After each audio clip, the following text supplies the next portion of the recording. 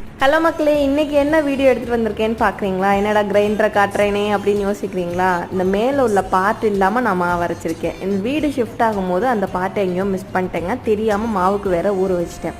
ஒரு வழியாக உளுந்தை அரைச்சி எடுத்தாச்சு. உளுந்தை எடுத்த உடனே அப்பாடா சக்ஸஸ்ன்னு நினச்சேன். ஆனால் அரிசியை போட்டதும் அரிசி ஃபுல்லாக அடியில் போய் அந்த கல்லெல்லாம் மேலே வர ஆரம்பிச்சிருச்சு. இது என்னடா எனக்கு சோதனை மாதிரி ஆயிடுச்சு. அப்புறம் கடைசியாக எப்படி தான் அரைச்சேன்னு தானே கேட்குறீங்க. இதே மாதிரி அழுத்தி பிடிச்சிட்டே அரைச்சேங்க. நல்லா இருக்கிற கிரைண்டரில் மாவு அரைச்சாவே எனக்கு இட்லி நல்லா வலுவலுன்னு தான் வரும்.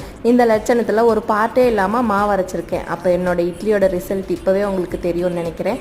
20 நிமிஷம் அரைக்க வேண்டிய அந்த அரிசி அரைஞ்சிக்கிட்டே இருக்குங்க. அந்த மோட்டரே சூடாயிடுச்சு. இதே மாதிரி உங்களுக்கு ஏதாவது இன்சிடென்ட் நடந்திருக்கான்னு மறக்காம கமெண்ட்ல சொல்லுங்க. நானும் கேட்டு தெரிஞ்சுக்கிறேன். ஒரு ஆறுதலுக்காக தான், வேற எதுவும் இல்லை.